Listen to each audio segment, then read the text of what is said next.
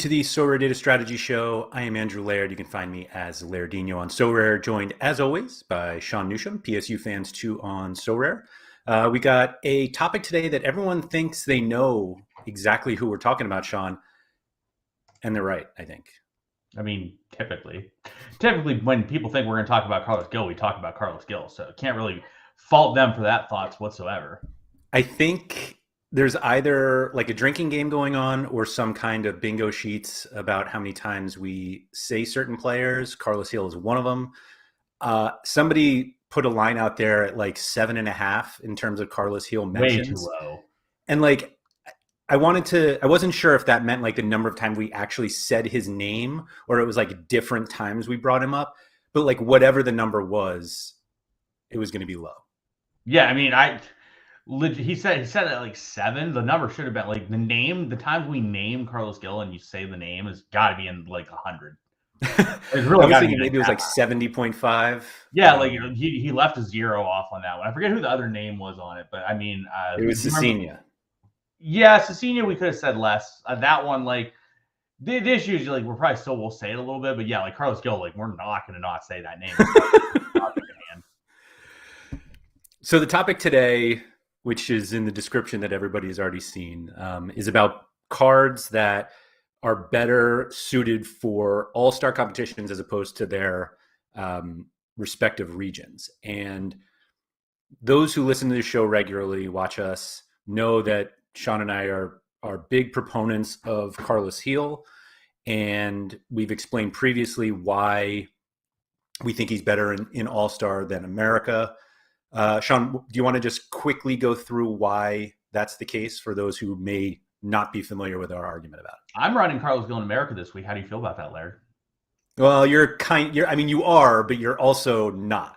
I mean, cheater using Carlos Gil in America. Like, I'm using Carlos Gil in America because D2 is so freaking bad that it just didn't make sense to use his super rare there. And my lineup was better using his super rare in Global All Star D3, which then therefore meant it made more sense to use Gil rare in America because I think America 3 is still better than Gas 4. So it was it's one of those unique weeks where just because I had 2, I was able to move one there. But yeah, I think that it's a situation. So a caveat to everything we talk about, right, is that if you have too many big dog players, or like let's say you have a huge gallery, which most people do not. So like that's why this conversation, this topic is a good topic. My gallery is really big. I have a lot more players and I have a lot more like stronger end guys that sometimes I will run some champ guys in gas. And that's basically where the difference would be. Like if you have let's say Mbappe, Neymar, Messi, and Lewandowski, right? Like you can't realistically use all of them in Champ 3 or U23 3. And you realistically don't want to use them in a D4 because D4 is typically pretty terrible. So if you are in a situation like that, flexing one of them to Global All Stars makes sense. And then also another caveat that I think we should talk about too is the goal is to make your best lineup. Sometimes it is worth sacrificing something else to make your one lineup that's really, really good as possible. So, like, for example, like let's say you had Messi and then you just had a bunch of not great cards around him for whatever reason. Like, pretend like you have other cards and that like Neymar's injured or Cruz is not going to start. And all of a sudden you're looking at your like Champ Europe team and you're like, all right, I have like Carl Toko Akambi, and you're like, I don't know if it's great. And then you're in Gas, you're running like Kikuchi Super Rare, Carlos Gil, and you're like, well, man, if I just move Messi there, that lineup's literally as good as it could possibly get. So I think those are like two situations where it makes more sense. And then kind of like goalie, realistically, goalie is just about like every goalie is different each week. It's not a situation like if a certain goalie plays on one team versus another team, they might be a huge favorite versus a huge underdog. So realistically, goalies just like trickle down. Like you could play, like I played Mike Mignon in Gas 3 quite a bit this year. I've also played him in like Champ Europe 3. I played him in Champ Europe 4. It just sort of works on however the trickle down runs within my champ goalie. So like goalie's a little bit different, I would say as well. Yeah, absolutely. So the topic that we ended up on was not completely the topic that we started with in terms of like what we were going to talk about this week, because I kind of wanted to have us discuss what we thought were like the best cards on Sorare, not like individual cards, but like what were the best cards that you could play to win things, and like where you would play those cards. And it kind of got too complicated because we were discussing like the point was like, let's have an hour to talk about how great Carlos Gil is, and it's like, well, everyone knows that already, and so we don't need to do that. But the more we went into the discussion of like, well, there are certain cards that you always play somewhere. Like there's certain, like if he was starting, if Donnarumma was like a locked in starter, it's like, is he better off in Champion Europe or is he better off in U23? And you would never play him in All Star. And I think we're going to have that conversation at some point, maybe not today, but the conversation eventually gets to like what cards are too good for the regionals. And that's where we want to go. But the weird thing is that when we were like, what are the best cards? Like the best cards are Champion Europe cards. Like you were just saying, like all the guys you mentioned are Champion Europe cards. And Champion Europe cards are like an exception on the platform that like you want to play those in the regionals because those are the best rewards. And so obviously the idea is always like you want to play your best lineups to win the best rewards. And the best rewards are in Champion Europe. Like if you enter All-Star, you're usually hoping for a Champion Europe reward. Like so then we were like, we don't really want to talk about just Champion Europe cards. Like everyone knows who those great cards are. And so we're kind of now, we wanted to focus more on the guys we'll talk about. And we're like, who do we think are the top cards that you play outside the regional? So basically the Challenger Europe guys that you want to use to win the Champion Europe, and same with the America and Asia. And so that's kind of where we went with it.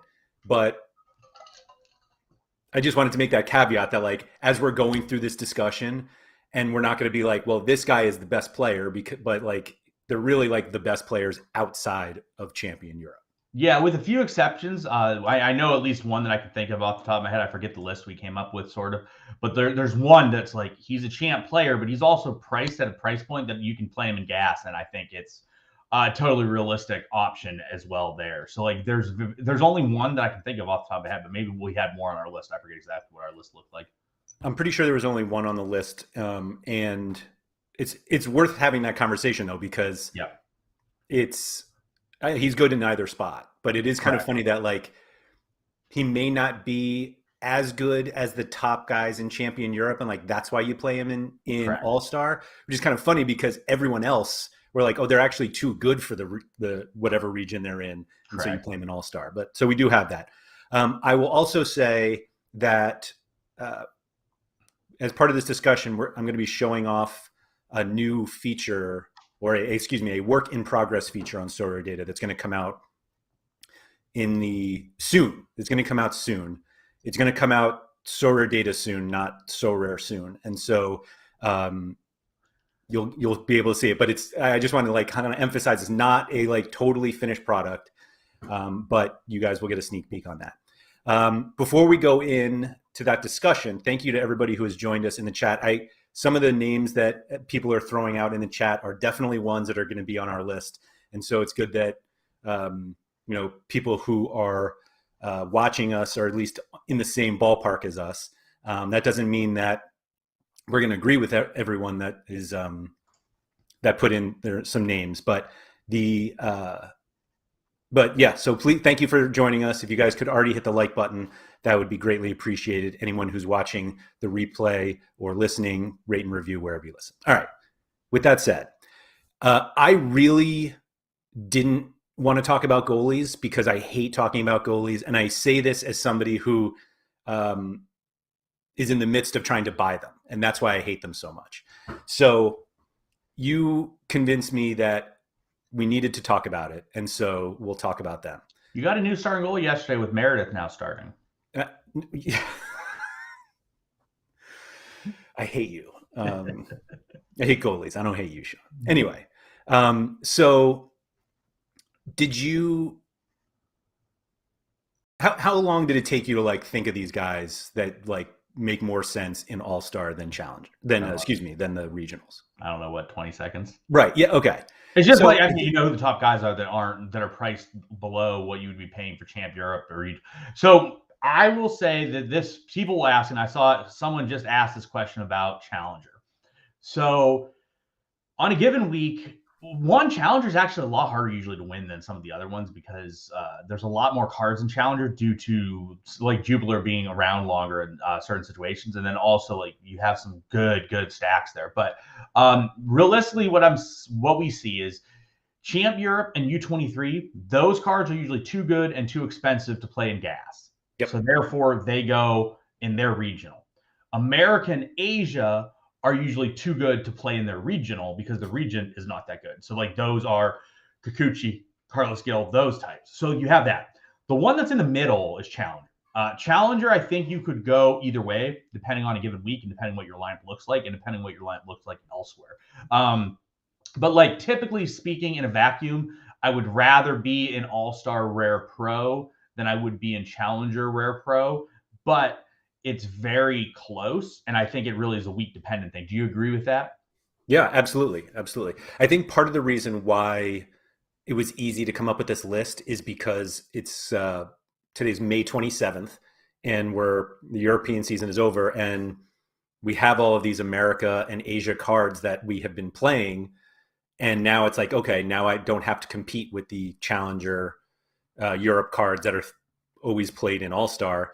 And so it's just easier for us to recognize, like, oh, all right, who are the top guys here? Because each week we make our lineups, we go right to All-Star Rare Pro. And we're like, this is where my best cards are going. And so hopefully we have the best cards.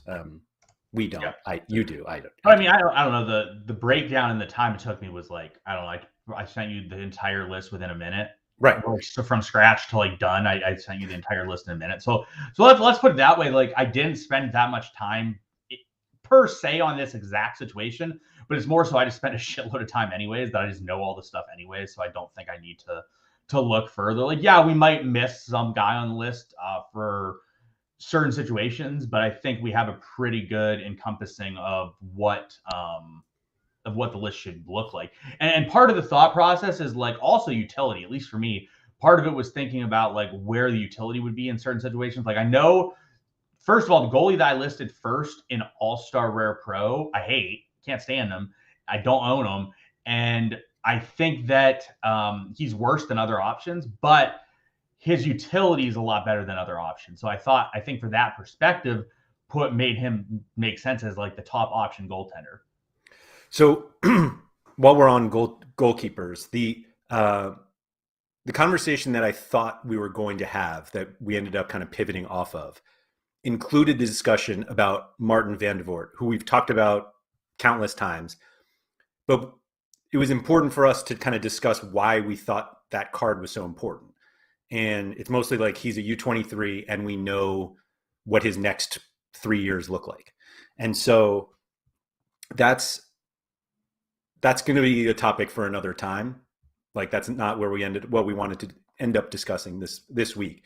So it's not necessarily who we think are the best cards on the platform. Like we said, we're basically ignoring Champion Europe except for one player, but cards that we think are really important for the platform in terms of like gameplay and who we think should fit. So anyway, let me pull up this new feature that we have. It's going to be kind of the intro page for what we're going to be discussing. But for those of you who are familiar with the SorareData watch lists, this is basically showing off what we're working on. So the three names on the top here, I sorted this list by L40 since Sean just loves talking about L40s. Yeah. But I don't know how you do L15s. It should always be L40s. I mean, you always look at L15s and L5s and stuff too, but you got to sort L40. Well, now that Sorare's decided L15 is important, I think that's fair. That's fair. Yeah. That's fair. I mean, if you ever look at L5s, how do you know which cards to buy? Yeah, well, I know if you don't look at L5, you don't get it. I know what cards to sell. Yeah. All right.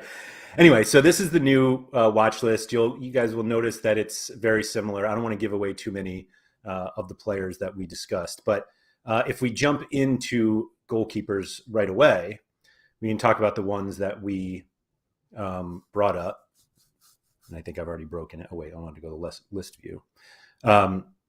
So, Sean, when is there any, I guess you said yourself, like you played Mignon in All-Star before. Like, was that a choice because you had other other champion Europe goalies you were playing that week?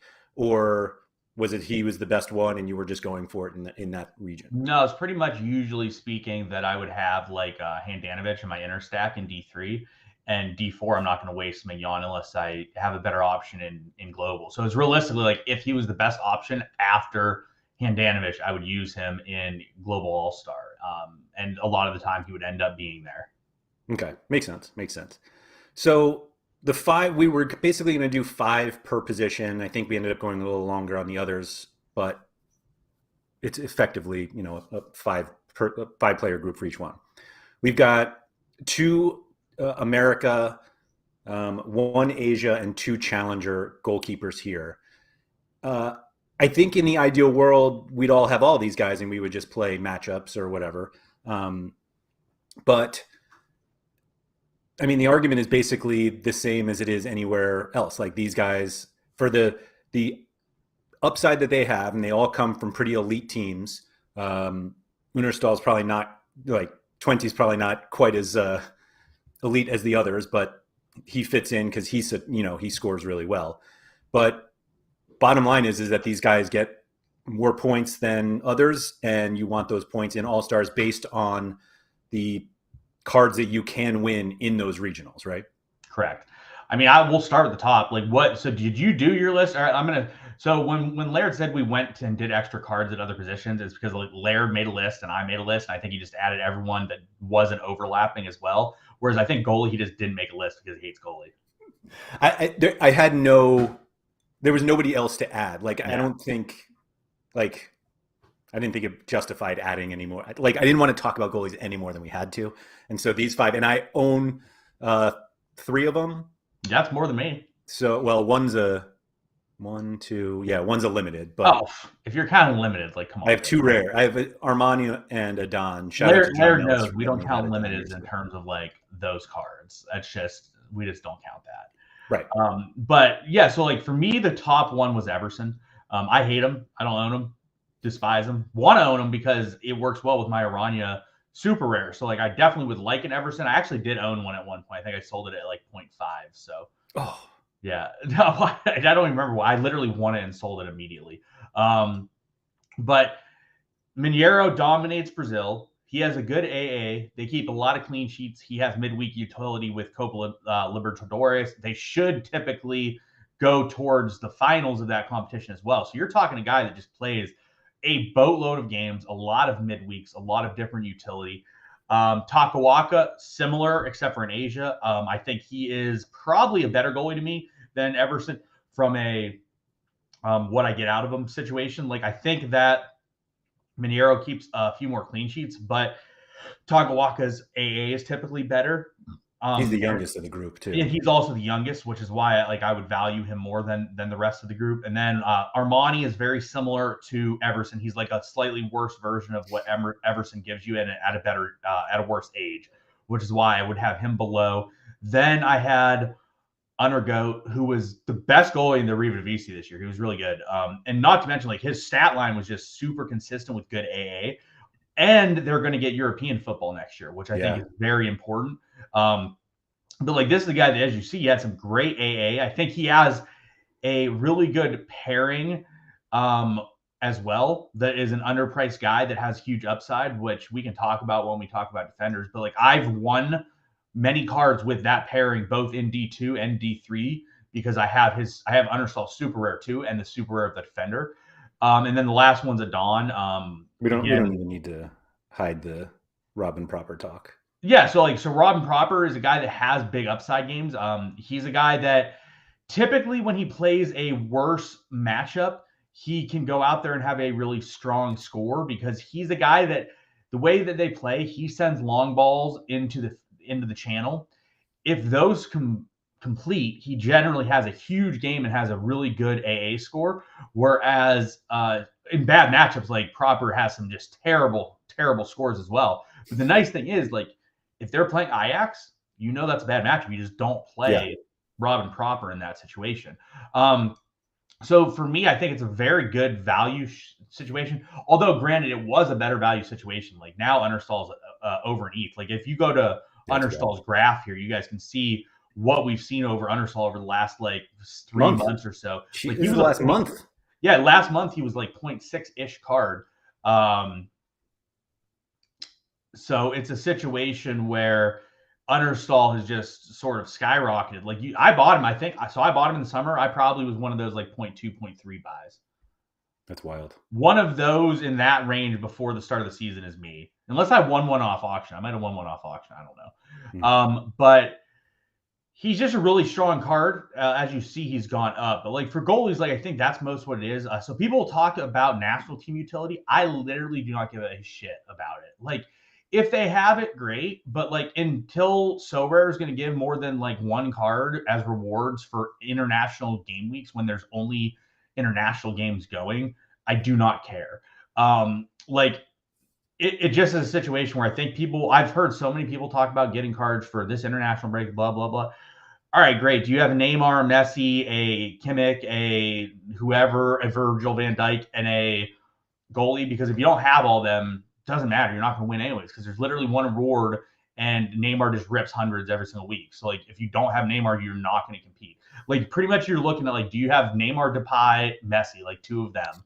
Then do you have like a Kimmich or one of the other studs that just rips as a midfielder? And then whatever. Like, I don't know. Goalie do you care at all about the international utility? No, I don't. I don't even know which guys I have on international duty until I pull the lineup. Like I literally, the only reason I looked at next week is because I was like, I might as well see what I have going into next week. I have one goalie. I don't even care. I have like literally 40 players next week. I have one goalie. I just don't even give a shit. And I'm not going to go buy one because I just don't give a shit. Yeah, so like, it's a nice break. That's all. Yeah, it's international. International is what it is. It's a situation where you just sort of take it easy for a little bit of time. It is difficult getting back into the swing of things afterward. Actually, it shouldn't be as difficult in the summer because a lot more players in MLS don't play internationally because they're not good enough, obviously. So like you don't have to worry as much about who got injured or what happened during international break, if people are getting back late, et cetera, stuff like that. But yeah, so goalie, like realistically, the goalie, like you see these guys are all right around 0.8, 0.9 ETH. Armani's the cheapest despite being the best performer as well. So like these guys, and just speaking in goalie in general, like they do not break the bank. The cheapest goalie that I've seen out there, which I actually told Laird to buy one, was Kim Jin Hyun for Cerezo Osaka, which is like 0.38. Armani's one of the top goalies on the platform, and he's 0.7. Yeah. So it's a situation where like these guys are just not breaking the bank, and despite being really good. Like yes, Takawaka, Understall, and Everson are quite expensive, but they're expensive for a reason. They have good utility, they have good midweek utility, they have good scores, they have good AA. So like the key for me with goalie is realistically speaking, when looking at a goalie, I want them to have a good AA and decent shots getting a clean sheet. I care more about AA than I do about the clean sheets because I realize that most teams, like even if you were an elite level team, you're not going to keep a clean sheet every single week. And I just want to be alive after you play no matter what. Yeah, absolutely. Right. You don't want them to concede a goal and you're like, all right, they're going to have 38 tonight. Like, hopefully they can get to 50. You're not dead at 50. You're probably dead at 38. Yeah. And when we say about dead, so that's another thing is, and Laird and I will talk about it just in our chats in general. My definition of being dead is if I cannot win a star. If I can't win a star, or realistically like a top end T1, that lineup is dead. Like, yes, that lineup could still rebound and maybe get like a T2, which is great. Like, obviously you want to see that. But if I win a T2, that's awesome. But that's not moving the needle in terms of like, if you win a star and you literally have a shot at like a 1 ETH card, that's a huge sort of influx coming into your gallery, whether it means you want to keep it on the site or take it off. It's a huge influx. Whereas like you win a tier 2 worth 0.1, like, yes, that's great. And the more of those you get, the better. But at the same time, like, I need 10 of those to really make an impact compared to like one reward. So like When looking at lineups, like I'm looking at like what can hit a T1 this week as the week goes, and like as soon as I hit like a 35, that lineup is realistically probably not very competitive for a top end T1. Yep, absolutely.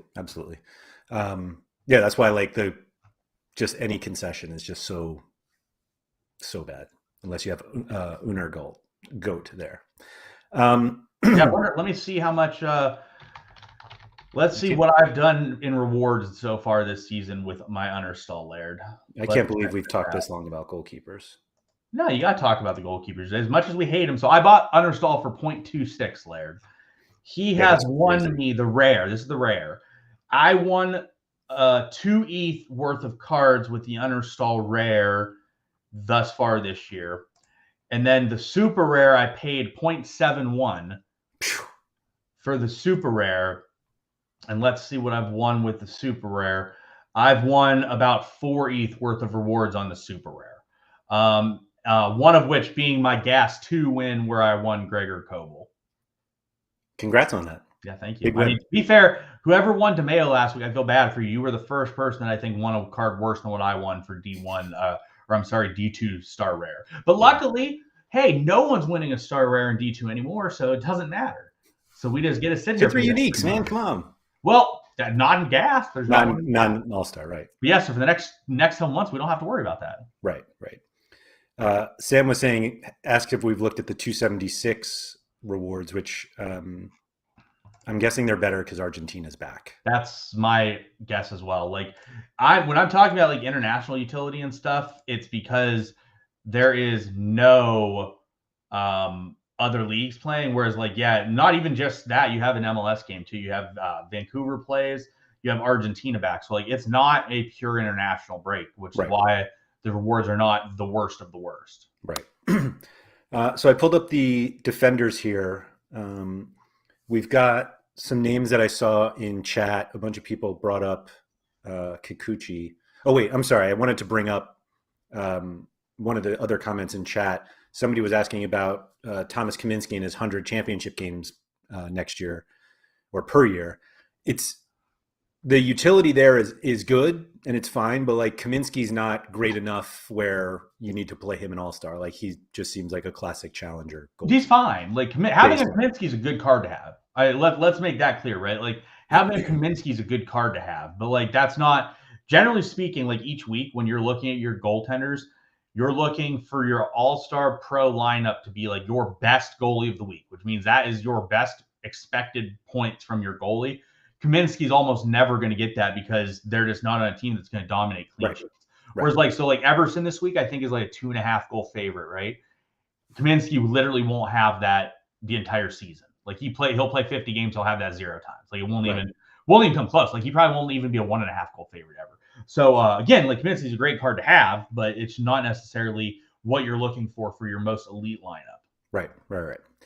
So the defenders here, I believe your list was Kikuchi, Blind, Coates, Schultz, and then you cheated with Taniguchi and Yamane. I added Ferro and Douglas Santos, but it's all kind of the same.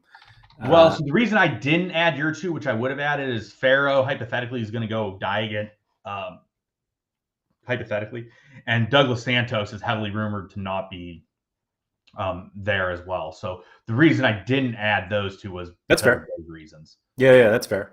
I think they were more examples that we've seen, I guess. Like, I think you would have played Douglas Santos and frankly, a lot of the Zenit guys. Like Zenit's one of those teams that you can stack. It's probably better off in All-Star than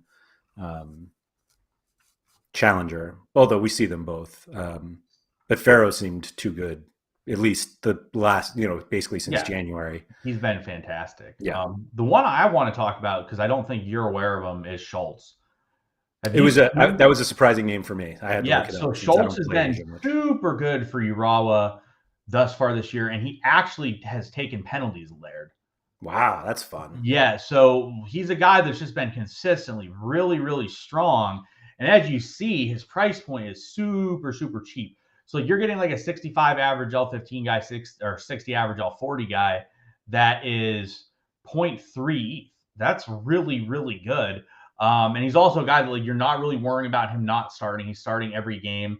He had one game where he didn't start, which was the back end of the Champs League, where like they didn't have anything to play for. That's why he didn't play that game. Every other game this year he started. He subbed off once, or he subbed on once. I can't tell. I think he subbed off once.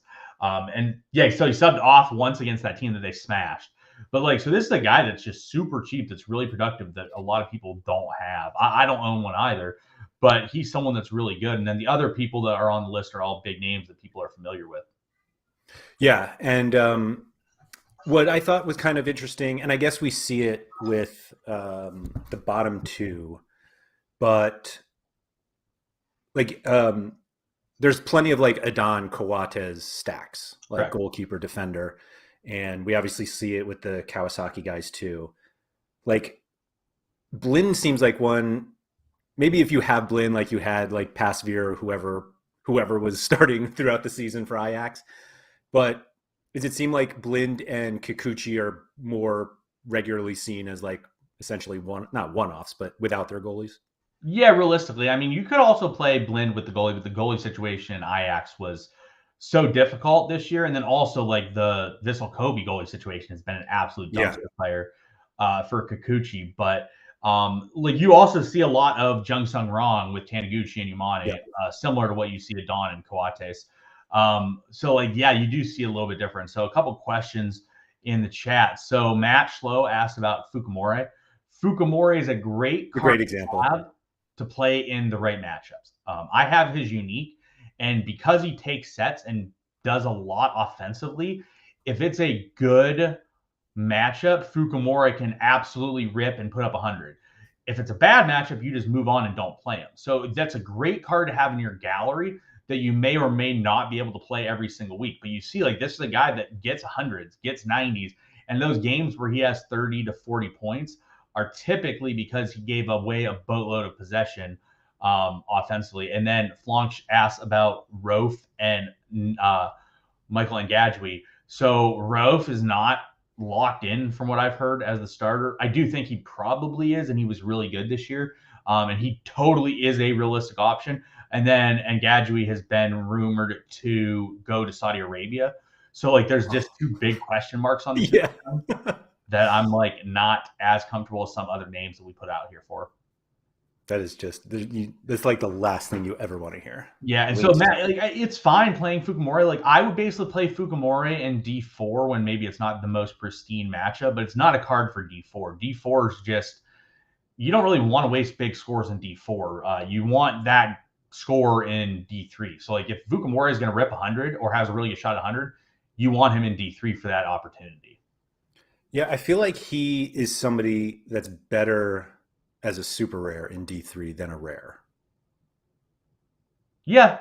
I mean, realistically speaking, but so it's like it's easier. Guys like this. So like my gallery, like I don't have as many studs as I want in the super rare department or unique department, but I do have. So like for example, like I have a Robin Proper super rare. So depending on the matchup, I either run him in gas 2 or 3, which are going to be very high priority lineups for me, or I'm not going to run him. So like I basically have it as a situation where like I am fine playing or not playing Proper depending on the matchup. Similar with Fukumori. If Fukumori is in a really strong matchup, I will typically run him in gas 2, which is like the most optimal Division 2 lineup I can run. Whereas if he has a bad matchup, I may just not play him that week because he's very likely to have a bad score. Whereas like these other guys we're listing, like Kikuchi, Daily Blinn, Coates, they're very typically going to have really, really strong scores most all the time, no matter what. Like Vissel Kobe is the worst team in the league, and Kikuchi's been good for the most part. He has had more hiccups than usual. But like that's why these guys are on the list, because these guys are on the list because they're typically really good no matter what the situation is. That Coates 1.48 floor is pretty funny. Yeah, it's pretty high to me. I little high. To be fair, so like I'm not even certain what his situation is a contract. So he's signed through next year per SorareData, but like I try to look up contract situations for lots and lots of players, but like realistically, I mean, we're talking thousands of players. I can't keep updated on a lot of players. So like I don't own him, so I don't keep up with it. He's fine. You still own his rare, right? No, I never had his rare. No, didn't you? I thought you did. You had a Dawn, didn't you? I had a Don. Do you still have a Dawn? I do. Coates price is really funny. If like somehow he got down to 0.39. When is that? 25 days ago. I mean, to be fair, so now it's at also his 1.4 floor is not a realistic. Sure. Like his floor is realistically around 0.6. It's just but even still, like Yeah. he was at 0.38. I think this was that's a mistake there. Negative might not leave launch. He might stay. To me, it makes more sense that he stays because it's a World Cup year. So it makes more sense that he stays at least until January, so that he locks himself in for the World Cup. But I would not want. I don't know. I'm not a good seller of cards though, which you and I both have talked about. Like I don't.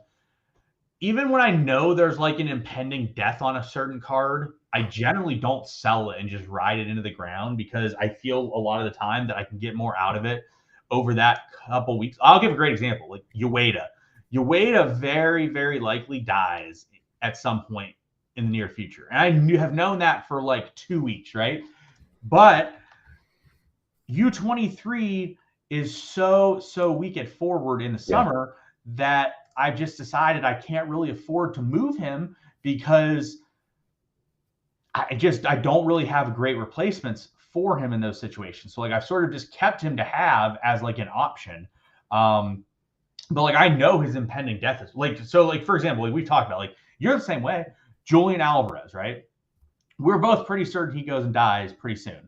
Like we'll see him in the Carabao Cup, and that's about it. And we'll see him. He'll get those random starts where he gets 90, and then you just can't play him because he just doesn't play every game. But so like you haven't sold them, so why? Like it's the same thing for you. Like so, why are you in that? Why can you not sell cards? Like is it the same reason as me? I think I overemphasize short-term utility. Same. Like I think that Alvarez still has like 5 or 6 games left based on the original plan of when he was going to leave. And I think my lineups are competitive enough with him during that time that it makes more sense to just keep him. And then I end up sitting on like what used to be a 1.5 ETH card in my gallery until he's good again when he's 25 and I don't even want to play him anymore. And I mean, part of the reason why I don't sell the card is because a lot of the time that does happen. Like they do recoup back to what they were at some point, or because like either they succeed at wherever they transfer to, or they fail and then they're back somewhere where they smash again. So like a lot of the time that's been the case. And that's been a situation that I'm just like, I'm just going to deal with it. Like we talked about, like I have Gravenberch. I have 2 rares, I think, in a super rare Gravenberch, and he's going to Munich or to Bayern. Like, is he going to suck this year? Probably. Have I sold him? No. Why? Because I can't justify selling him at 1 ETH when I think he should be a bit higher than that. And then also I think what's going to happen with like Gravenberch, like we can use this guy as an example. I think this guy's a really good example. Toon Koopmeiners. He was the best player at U23, arguably, like period, right? At the year before, he was the best U23 midfielder. Would you agree? I mean, I think no one's better than that. Yeah, I think the best comp for this year, and they're not like the same exact player, but the comp is Kokchu. Yeah, it's definitely the comp. It's definitely the comp. But like, so if we look at Koopmeiners, right? So last year on this date-ish, Koopmeiners sold for 0.75 ETH for his rare, right? He dipped to around 0.225. That like was around his low point, give or take. Well, he's back up to 0.583. Nothing's happened. Like, I mean, he's played some. He's been productive when he plays, but like he's a useless card as of right now. But he's been good when he plays. He's also not been good when he plays. Like you see the game against Milan, he was useless. But there's not really tons lost on that card per se with him. But like, so that's why it's generally hard for me to sell guys, because also speaking of Julian Alvarez, right? We go back to Julian Alvarez. Let's just hypothetically say Julian Alvarez smashes his brains out. It's not unrealistic. Like, let's pretend he does what Luis Diaz has done, right? Like for 10, that happens for him. That's like a 3 to 4 ETH card at least. So like you selling it at 1, like realistically speaking, like what's he at right now? 1.2? Yeah, about that. So like what's he going to go down to when he goes to City and rots on the bench for a bit? Like 0.6? Yeah, that seems reasonable. Yeah, so like he goes to 0.6. Like so basically the situation is you're risking him going from 1.2 to 2 or to 0.6 if you don't sell him today. But you're also risking him going from 1.2 to 4. So like you're risking about 0.6 ETH for 2.4 ETH or 2.8 ETH to not sell.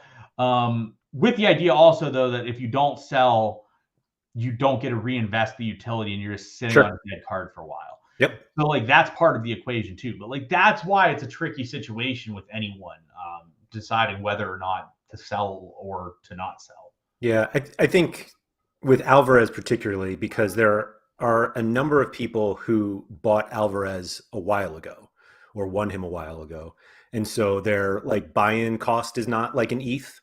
And so it's almost easier. Like if you don't necessarily need the ETH now, it's easier to sit on a card that you didn't pay that much for. You know, like you're willing to take the risk on that upside. Yeah, Harry trade. Harry, if you're here, let me know. But he had something the other day. I forget what it was, but he was like, "Well, I only paid this much for a card. If I sell him, it really only cost me 0.2." Basically, he was like getting destroyed in a trade of some sort, I think. And I'm like, Harry, that is not how it works. You don't get destroyed because you bought a guy cheap and then you sell him for like 30% less than what he's worth. If Harry's here, let me know what that was because I don't remember off the top of my head what the card was. I've totally done that too, like gone through that whole process. I'm like, I think it was probably like a trade with Pavel, and I was just like, Sure. I'll throw this other card in because I didn't pay that much for it. But it was probably one that like spiked and came back down, and I don't remember what it was at this point. But yeah, your like buy-in price has no effect on present day value, and yet you just you try to justify it. Exactly. Anyway.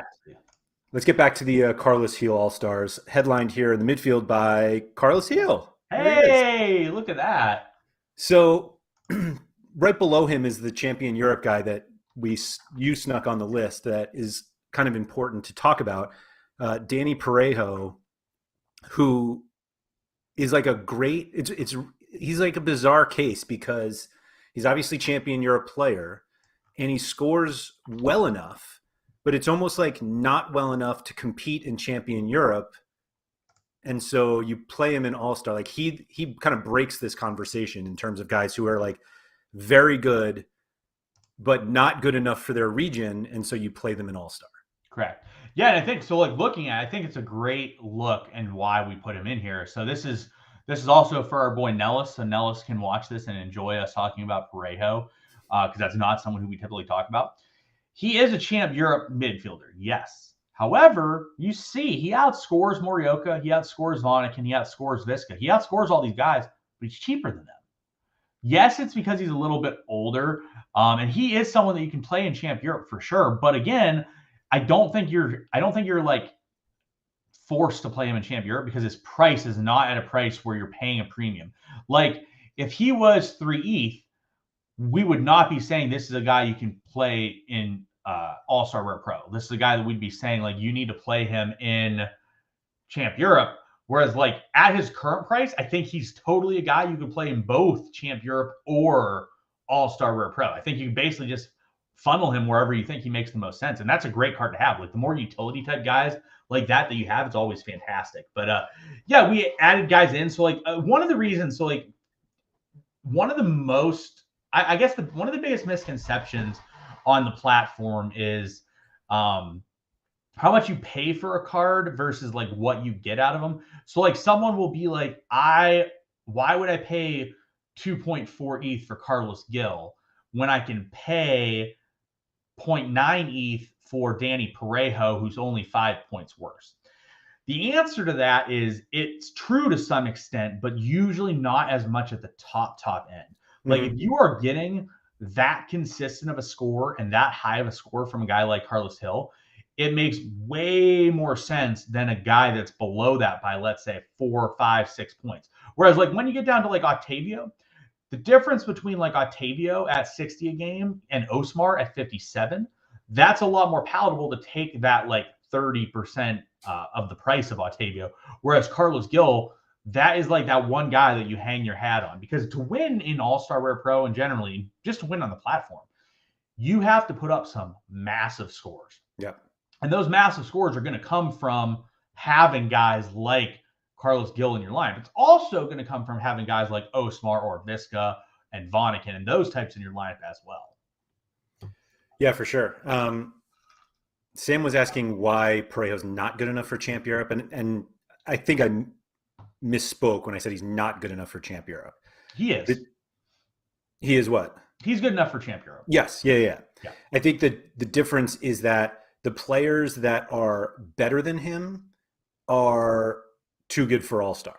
Yes. Like those guys should be in Champ Europe. It's almost like he's the best Champ Europe midfielder who like you would consider not playing in Champion Europe because he's not Kimmich. Or it's all about comparison to other people in the same region. And in this situation, the region is Global All-Star. So like if we are looking at the Kimmich, like let's say we are looking at Kimmich. Well, why would I pay 7 ETH for Kimmich when I can pay 2.5 ETH for Carlos Gil and get a probably better player? Whereas when you look down at the Pereira, better scoring player. What? You'll get a better scoring player. I'm not here to say that Carlos Gil is a better player than Joshua Kimmich. All I care about is SL5. Be better player than. People are going to get angry, and they deserve to get angry for that part. I'll say Carlos Gil is a better player because I don't care about what he does actually in real life. So like Carlos Gil is a slightly better player than Kimmich. Not saying Kimmich's not great. I would love to have a Kimmich as well. Yeah. But from that perspective, I think that's the most viable point. But like when you look down at like the 65 average type guys, if Laird would sort this by L15 instead of giving me anxiety and leaving it in the L15, you look like, all right, so Tony Cruz, he's like 1.32. Well, why would I buy Tony Cruz when I can just buy Dani Parejo? I think Eriksson makes sense, but I'm not sure where Eriksson's going to go. That's why I wouldn't have bought him. Similarly with like Hakan, like why am I going to pay for Hakan when I can just buy Parejo for half the price?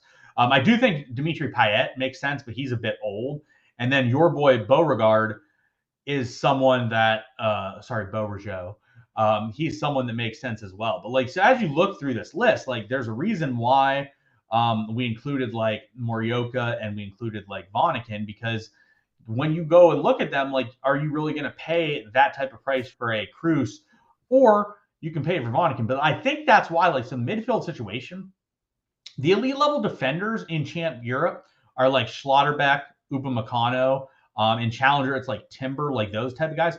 They are all priced significantly lower than what the other defensive counterparts are that can perform really well. Whereas like these midfielders, like you look at that list of Champ Europe midfielders, a lot of those guys score very similarly to Morioka, Vonnegut, and Visca and are not priced any differently. So I think using some of those midfielders in Global All-Star makes a lot of sense. Like the second tier Champ Europe guys? Yeah, like, I mean, like, for example, Brozovic, right? Like, Brozovic, I love Brozovic. I think he's a fantastic option. But, like, is he that much worse than playing a Hans Vonnegut in Global? And he costs about 40% of what the price is what Vonnegut starts. So, like, are you really killing yourself by playing a Brozovic in Global All-Star? No, probably not.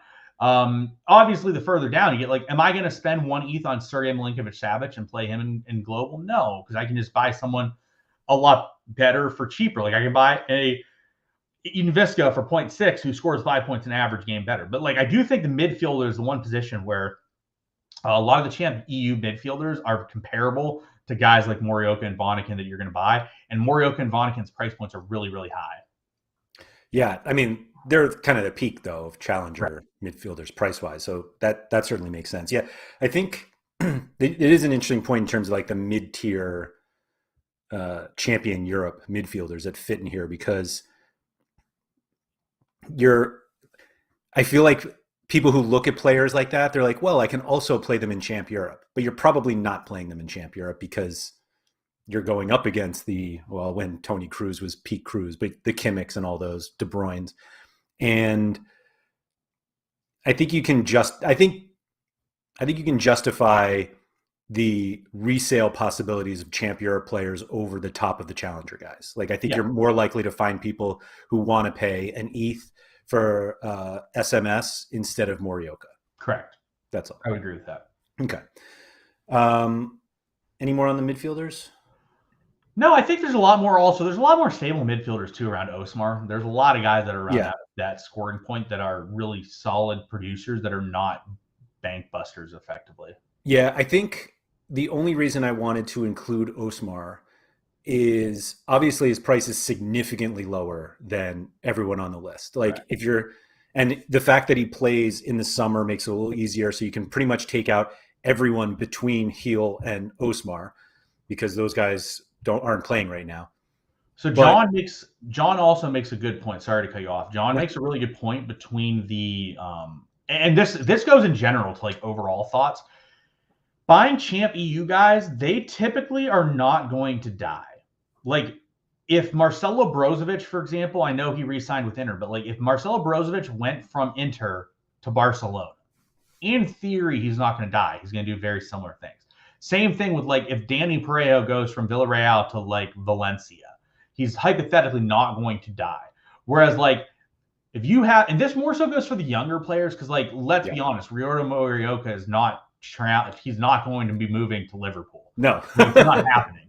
But so it's like it's more of an age thing. But like that is a very valid point when the cards are at a younger age, especially the U23 forwards and stuff.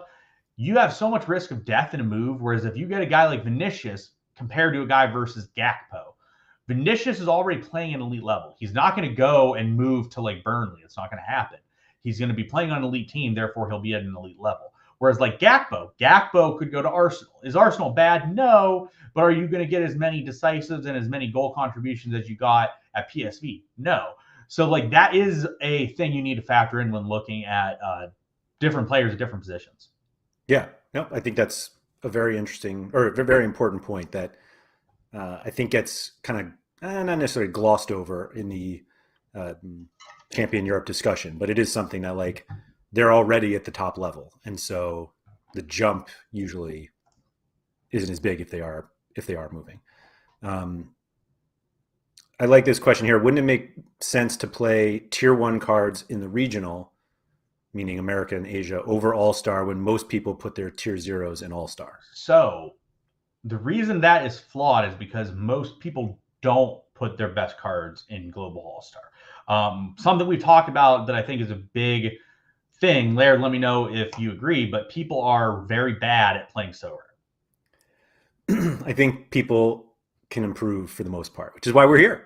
Yeah, so as one of the words that I like to use, a lot of people are morons and not very good at playing SO5, and therefore they run their elite level cards elsewhere, or their galleries are just big enough that they play. Like, for example, we talked about at the beginning of the show, I'm playing Gil Rare in America D3 this week. Why? Because I didn't need to play him in Global D3, and D2 is terrible. So therefore, I moved him to America. So like, I played the best card in America D3 this week.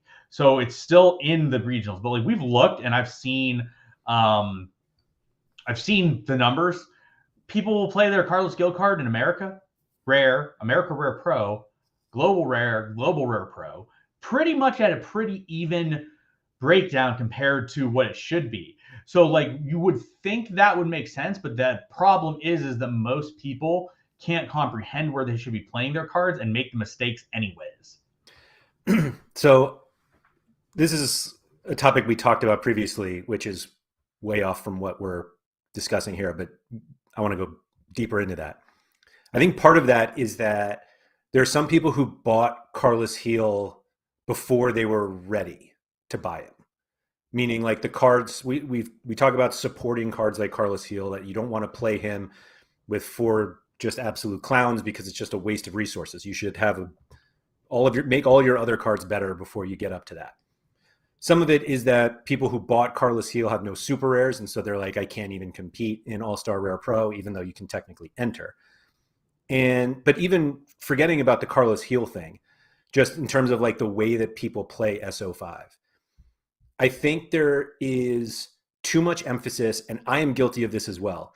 There's too much emphasis on entering teams as opposed to playing your best teams, and that we all want to play as many as we can based on the cards we have. And just by doing that, we're making our lineups, our entries worse, because we're taking our best card and we're like, oh, but I actually need my second best card in America instead of All-Star so that I can make that lineup, when really you should just be putting your best lineup together with your best players. And if you have extras in the week and you can't play them in something, like that, it's still the optimal move is to put your best lineup where you need it. Anyway, moving to forwards. Oh, I didn't hit my... Here's a Carlos Gil discussion for you, Laird. I'll give you a thing because you don't know about this, but so Orangefly, he messaged me earlier in the week, and so go to his gallery, Laird, and we'll see if you agree. So like, he asked me a question. He said that he wanted to buy a player. You guys can probably guess who it is. And he's like, I feel like I should do it with where my gallery is. Do you agree? So look through his gallery real quick and let me know if you can guess the player and then also guess if he bought him or not. Is it right here since he did buy him? Yeah, it is. Yeah, absolutely. Yeah. So like looking at his gallery and the rares he had and the super rares he has, like you see a Fukamore, a Robin Laud, it's a good card. Keaton Parks is a good card. Like he has good super rares. He has really strong rares. He has really strong rares all around. Well, obviously he's got strong rares here. Exactly. R.I.P. Lehan Bum. Yeah. We'll miss you. We'll see you in July. To be fair, actually, Laird, that wasn't the end of the world. Not the end of the world, yeah. Yeah, he was going to go waste time anyways. So realistically, didn't really matter, I guess, that he's missing a month until it like drags out and he's like not back by September, which probably will happen. But he asked me, he's like, should I buy Carlos Gil? And I'm like, and I did tell him, so everyone is clear on this. Carlos Gil's price point right now is really, really high. It is 2.5-ish ETH. It's consistently been going there. It's right around there. So we're just going to call it that.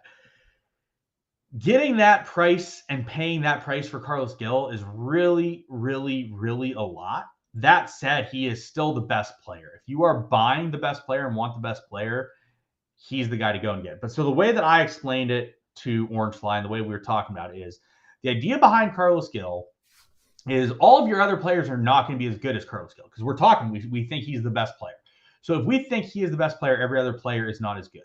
The idea behind him is that when those other players have their really, really good games and they have 80 to 90 points, which like Keaton Parks had a 90-point game 2 weeks ago, you want to make sure that that game is as supported as it can be with a elite level card. Nobody's more elite than Carlos Gil. So if you're getting a 90 from Keaton Parks, you're expecting to get 80 to 90 from Carlos Gil a lot of the time. Well, if you have two 90-point performances right in your lineup, you're on a really, really, really great path towards a tier 0 card. So like that's why I think it makes sense. Also, I'm going to be talking from a fun standpoint because people like to have fun on the platform. Not much more fun than watching Carlos Gil when you need points, because especially if like they're trailing or something, Carlos Gil sprays the ball down the wing, 2 points. Carlos Gil and takes a corner kick, 3 points. Carlos Gil makes 4 passes at the edge of the box and there are 3 points. Like he just churns points and he's just a very fun player to watch. Like it's very similar to watching like Messi and Neymar and those guys because you're very likely to get a high score from them. So from a fun standpoint, it's not very much fun, especially during the summer months where there's like one guy that is like a clear standout, far and away better than everyone else, to plow that guy in your line. Because if you just plug him in and you're just sitting there, you're like, oh, this is great. I get to watch this instead of being like, oh man, I got to fade 75 points from Carlos Gil or I'm not going to get a tier 0. That's not fun. That's not a fun spot to be in at all. Yeah, I think the one that jumps out at me is this graph, this bar graph that like literally his most consistent scoring range is 90 to 100. Yeah.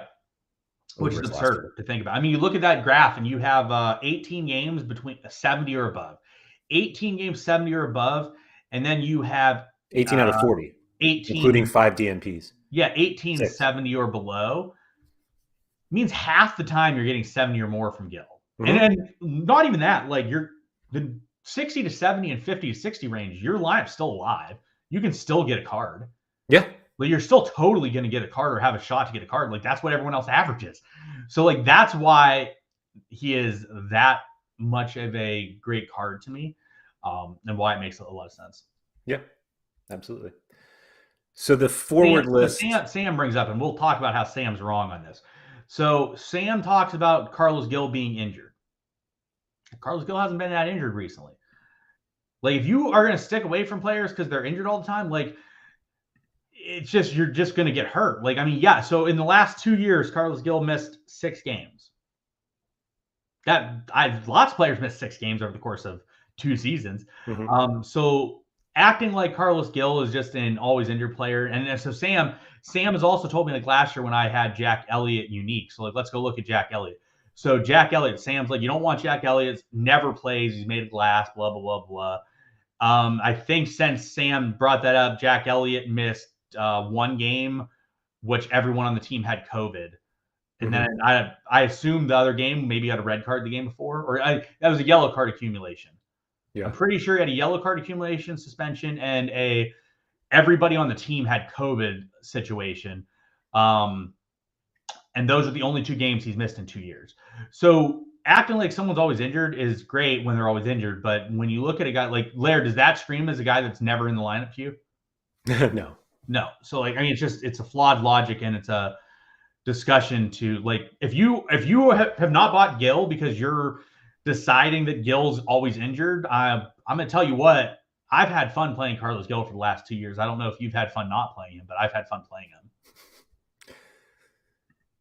Let's go to forwards. Sam's doubling down, saying he's missed 50% of his games over the last 10 years. Well, he's missed about 5% of his games over the last 2 years, Sam. Yeah, 10 years is not a time frame I care about. Yeah, like I care about what's happening now, what's happening in the future. So, I mean, I could name a lot of things that happened 10 years ago that's not happening anymore that just doesn't matter. Like, that's just not something that's relevant. Like, Sam, misses a lot of games and still play.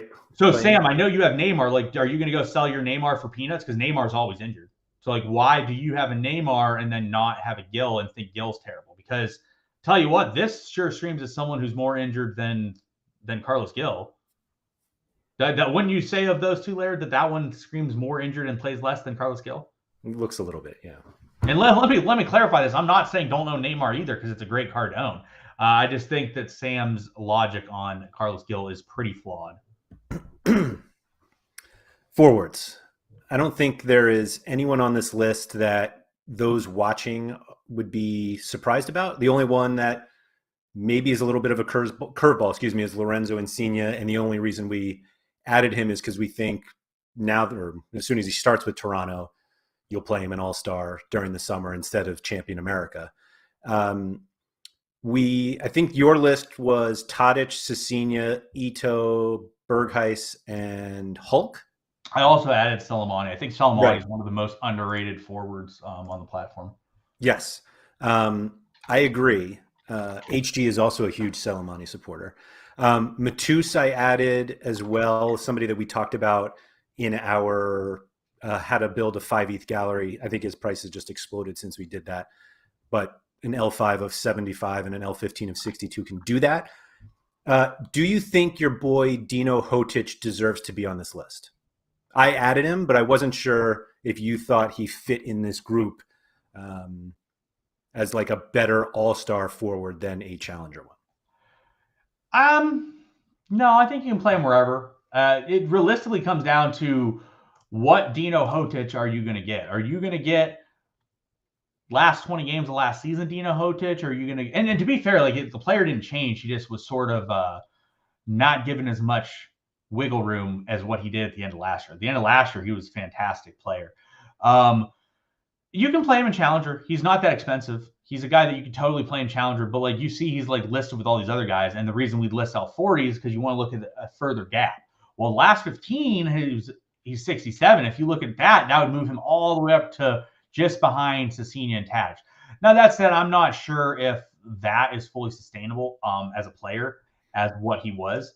But I think that it's totally a guy to use. And like, I think you've had the notes at the end of last year. He was the top used all-star forward, right? Like all the time, yeah. Yeah. So like, I mean, he was a really good play for a lot of last year. But I mean, mostly, I said my biggest issue with Hotic. This was my biggest issue with him is my gallery is bigger than a lot of people, so I don't have a guy where I'm just playing. And even you see like his bad games are typically okay. Like 45 to 50 in a bad game is not the worst case scenario. But my issue is that he's on a team that's not very good. And if you look at all those other teams, except for Soleimani, all the teams are pretty much elite. Yeah. And they score a lot of goals. So my issue is Dino Hotic plays for Cercle Bruges, and they'd be on a slate, and I'd be like, well, shit, they're like a half goal underdog. I don't really want to play Dino Hotic. Right. And then he would score a goal. Similar though, there was times where like Dino Hotic played like Sarang, and I'm like, all right, I think I'm going to play Dino Hotic, and then Dino Hotic went out and ripped out like a 99. Yep.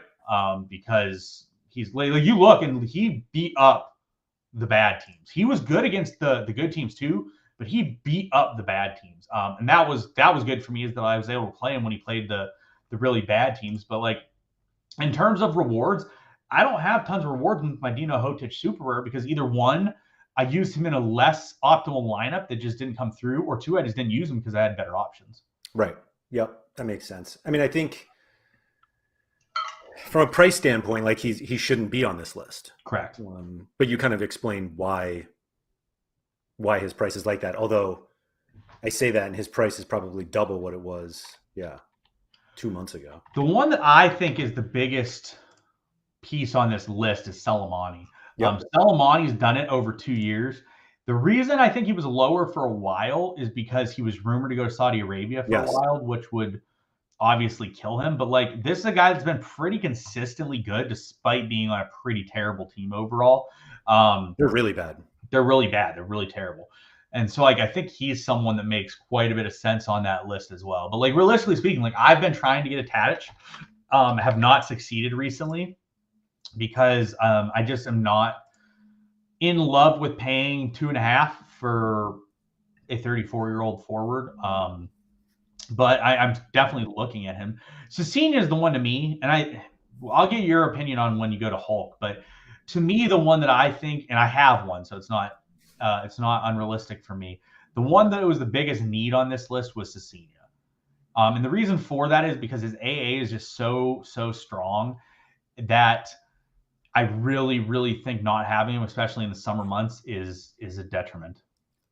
So what you were saying in terms of not having Carlos Heel, and you're just like, you have to look at all the teams that have him, and you're just like angry that you don't, and you're like behind by 80.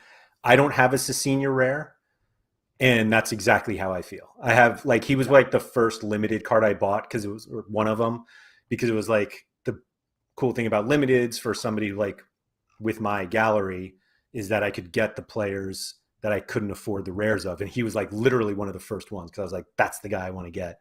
Yeah. And it's fun to like use him in specialist. Like he was in my good specialist lineup last week.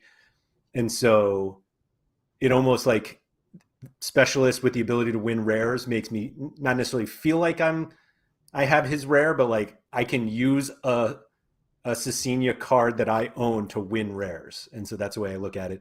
But like he's just like a really fun card to have. That's all it is. Yeah. So Flanch asks, did we consider rumors for this list? Yes and no. Like some players we just didn't really factor in tons of the rumors. Other players we did. Like I left off some of the defenders because I don't think they stay where they're at. But at the same time, like Rio Kikuchi, and it goes into this discussion.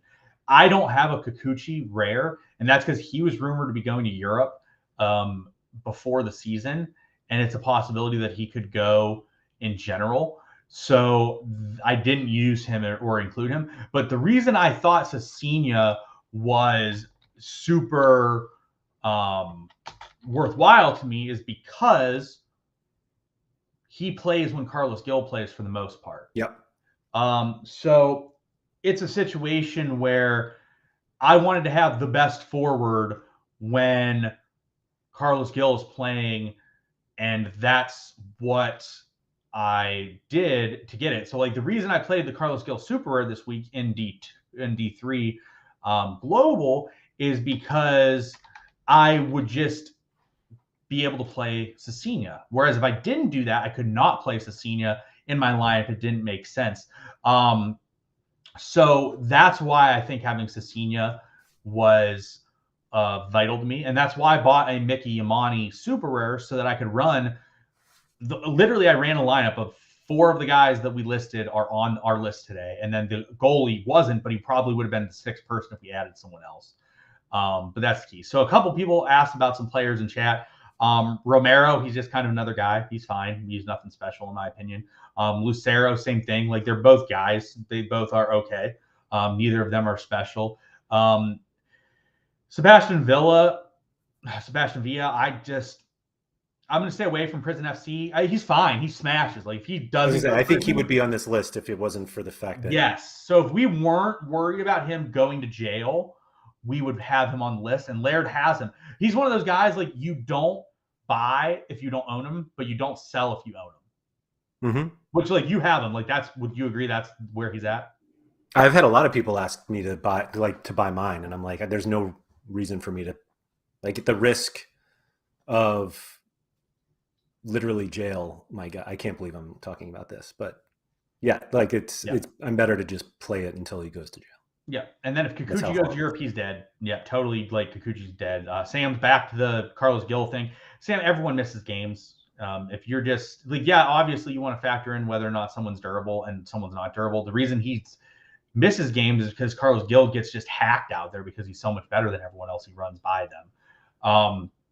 So like, yeah, you're gonna have injuries. Like it's the best players typically get injured because they take a beating on the field because they're constantly in battles with people. Like as you get older, those guys are gonna miss more games. Like that's why Neymar's missed way more games over the last couple of years is what he did when he was 23 because his body can't take it as much anymore.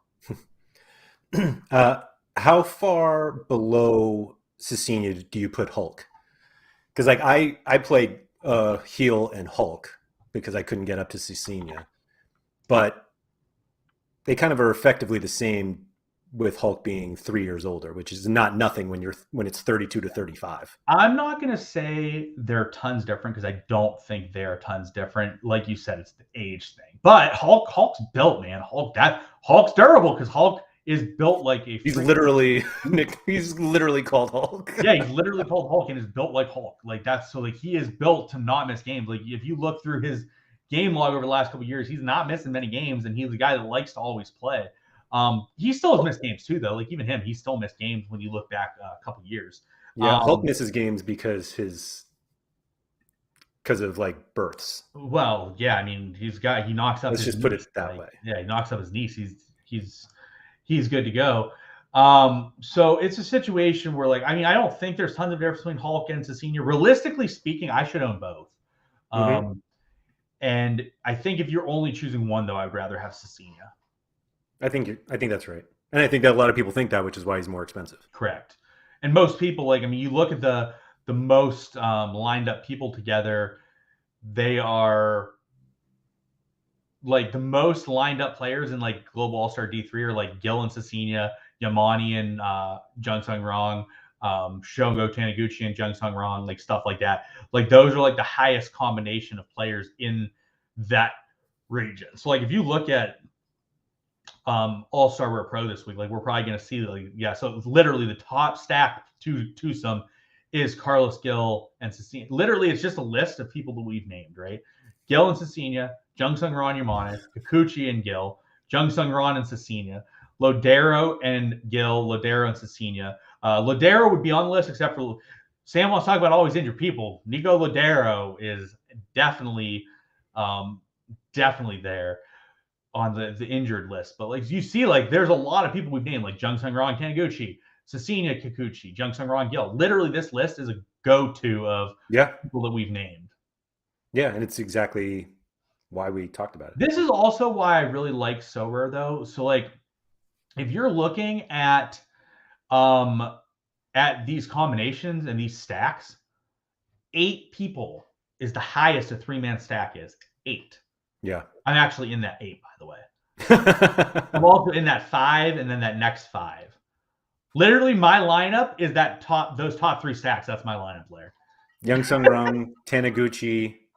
No, you didn't. Oh, yeah. No. Yeah. Heel, Cecilia, and Yamane. Yep. Yeah. Literally my lineup. That's literally. You've always been a chalk guy, though. What? You've always been a chalk. I've always been a huge chalk guy. I love chalk. I've always been a chalk guy my entire career. But like the nice thing is, unlike DFS, where if you eat chalk, you're probably not going to have as much success in tournaments. You can just eat chalk on Sorare. It doesn't matter because, like, I'm probably the only person that has that exact 5-man stack. I don't know if we can check that, but I'm probably the only person that has it. I can't check it now. For anyone who is looking at this page, if you just go to the Game Week Center, so you go SO5 Game Week Center, and then there's a stacks, and you can do it. But that's why like, people are like, oh, I want to get different than everyone. You don't need to get different. There's only 8 people that have my stack, and it's the most popular stack in the entire region. Yeah, somebody brought that up to me recently. Speaking of Carlos Heel, I think that just put us over 100 for the show. But they were like, is it worth not getting him so that I can differentiate? And it was like, no, you differentiate with not the best player in the game. Yeah, I just played best players. Yeah. Pretty simple to me. Like, you just play best players. I do switch it up. Like, if they don't have good matchups, I would, like, for example, I would have played a different lineup if Antlers were at home in a big favorite. Like, I would have played Suzuki. Or if Frontale didn't have a really good matchup. Granted, it's not the best because it's away, but I think Kyoto Senga is the worst team in the league. That's what Vegas is indicating to me, at least based on what I've seen thus far. Then I would have like switched that up and played a different sort of stack. Although I don't really have my only stack that's like a really good stack for like Global 3 in the summer is like that stack. I don't really have anything else that makes sense. That's why I would like to get an Everson, because if I have Everson, I would have Everson Aranya. Yeah. Which is good as well. And like similarly, like if I had another really good midfield situation, I would have played I maybe would not have played Taniguchi, and I would have played someone else in that spot instead. By the way, how much do you think Yoshinori Muto's unique went for? I literally not a clue. 4.7. I'm guessing you didn't end up with that one. No, I stopped betting at like 3. But which is like 2 ETH more than Keaton Parks, despite Parks being a better player and a better age. Not as good a position, though. No, that's fair. Yeah. Anything else in the Carlos Heel All-Stars? No. Like I said, it's actually, so how many of these, if we look through these lists, how many of the cards do you own? That's rare. Obviously, limits don't count, Laird. Come on. I'll count 2 because I don't know what it was for me. Not many. 1, 2, 3, 4, 5, 6. 6 rare or better, and then I think I own the entire list in limited. That's not true. I have 14. I probably own a lot of them in limiteds. Yeah. 14, but like some of them I have rare or super rares. Some of them I have both. Yeah, like I don't have a Vanaken. I don't have any Ajax players. Cecina, obviously, I don't have. Otavio, I did have and sold. I have multiple Robinson Salt in the wound. Laird asking me about my thoughts on Jota price. You hate the Jota price. I wanted one. I was about a day late. I started trying to buy a Jota on Monday, which was before the huge spike went off. Yeah. But I basically missed the whole spike. And at 2.5, I'm not saying it's not a great card and it's probably still not worth it, because it probably is. But at 2.5, it's a bit much for me. Because like, if I look at Gakpo, like Gakpo is probably the best comp from like this past year, what Gakpo did.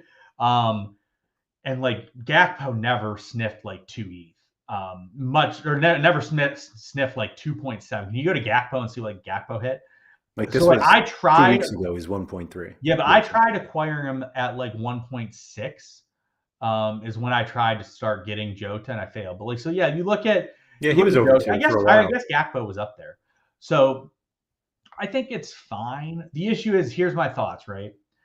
If I want to buy Jota in the next like 2 months, I can probably get it at the same price point. Whereas at like 1.6, when I originally started trying to buy him, I didn't think I would have a chance to get him at that range again. Do you think you can get him at 1.6 again? No. Oh, yeah. No, I'm saying at where he is now, you can get him 2.6. Like, how much higher is he going to go than 2.6? Like, I can buy Vinicius for what, 4.5? You know what's the biggest problem that you have is that he's done playing, and so that 74 L5 and 69 L15 is not changing. Does he get called up for international duty where he'll just sit on the bench? I don't even. I would assume no. I would assume not, but how old is he? That spot is locked in by João Felix. The sitting on the Portugal bench spot. Yeah, and he'll just eat zeros like that. I have like Mike Mignon, right? Like Mignon's going to just eat zeros because I don't think he'll. Actually, I think he should start for France. By the way, I think he should be ahead of Lloris at this point, and they should just move into the future with that.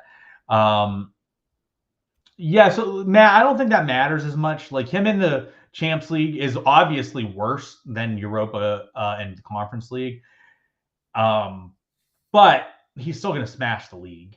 So they could still also finish third or whatever the hell the rule is now, but they could go down to Europa and smash. I need the most important game of the weekend to me is I need Alkmaar to win because I think Jesper Karlsson might stay, and if they're in the Europa Conference League and he stays, he's probably the best U23 forward of the year. That's what, like U23 forwards. I've been talking. You put him ahead of Jota?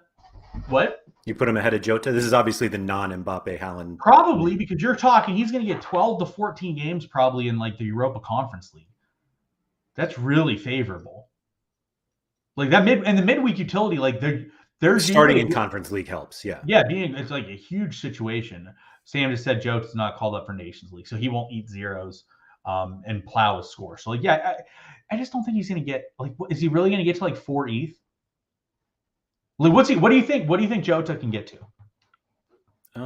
Well, the benefit you have is that the new season cards probably won't be like the problem is the season will already have been started, so you're looking at like September. Yeah. Okay. So like, what do you think Jota's going to get to? If what was he at now? 2.6? 2.6 ish. Ish. No, he hasn't even actually sold for 2.5 yet. So no, like yeah, but like what's he going to get to?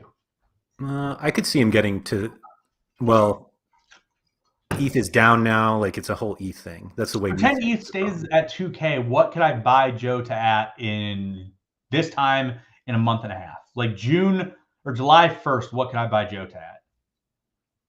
3.1. Okay.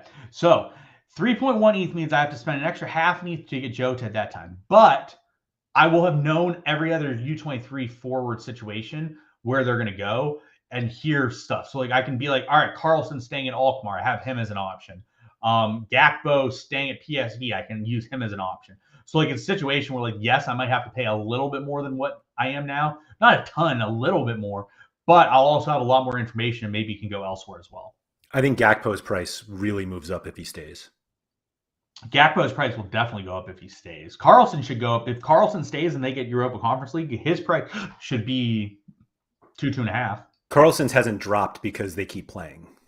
True. So like I don't think that drops at all, but I don't think any of them get to Jota's price. No, they won't get to Jota's price, but like you'll at least. I also like, yeah, he's the best, and I'm not arguing that. I think he probably is going into next season, but I do think the midweek utility is the big. I didn't think midweek utility was as important as what I saw this year, but after what I saw with what Mark did with Liverpool, the midweek utility is tremendous. If you get Europa Conference League and let's say you make it to like round of 8 or so, you're getting 10 Europa Conference League games where you're probably a pretty decent favorite in all of them compared. And like in the midweeks, the U23 options in the midweek are not tremendous typically, but the prize pools are usually pretty freaking good because there are a lot of teams that are playing. Yeah, it's certainly good enough. So yeah, so like I think that like it definitely matters to some extent as well. Yep, absolutely. Absolutely. Oh, someone asked about a gallery review. Laird was lazy and didn't get one, so that's why I didn't go through the list this week because it takes us for those asking the gallery reviews. They take us a lot of time to prepare and work through and get set up. Sometimes we just don't have the time to do it. And also, like a lot of the time, we feel like we're talking very similarly about all the stuff, and it just sometimes doesn't happen. Yep. And I thought showing off this new tool would be fun enough. So yeah, I think that's all we have for today. Thank you everyone for joining us in the chat, particularly all those who moved the conversation in certain directions. It's always appreciated. I'm sure those who were not here live appreciate it as well, because you guys gave us some good suggestions of people to add. Shout out to Akitu Fukumori. And just remember to please like the video if you guys have been watching. Those things matter for some reason, and so it's always helpful if you guys do that. I will be back early next week for Sorare Andrews. Andy will not be there. We have somebody filling in for him. Who's the special guest, Laird, or is it unknown as of now? I know who it is. Oh. And I'm going to keep it at that. Okay. But we actually already have a topic, and the person I'm doing it with has already sent notes, so it's already the most prepared for Sorare Andrews podcast in the history. No, that's definitely believable. The history of Sorare Andrews. So anyway, and then Sean and I will be back at the end of next week for another strategy. Can't wait to see Jimmer on the Sorare Andrews show on Tuesday. We'll see. Mike Basson said the final count was 104 Carlos heels. Did you actually count it, Mike? That's 105. I wonder if Mike actually counted it, or if it was just like he's like guessing. Because we did that. I would have set the over under at 100 is what number I would have set it at. Mike is incredibly dedicated to this show, and I believe he might have. I really hope that he just made that up. No, I really hope he counted it. But well, if anybody wants to go back, now we have to stay here till Mike tells us whether or not he counted or not, because I think that's a very important question to be answered at this point in time. I think one of the easy solutions is just to turn the closed captioning on, and you can just Command F Carlos Heel, but maybe not. Can you do that? Is that something you can do? You can put closed captions on, and not only that, you can actually translate them. Oh, Mike only guessed. Boo. Well, somebody can go back and listen. There's a lot of money at stake on this, so please, if anybody wants to do that, we'll appreciate it. So anyway, thank you, everyone, and we'll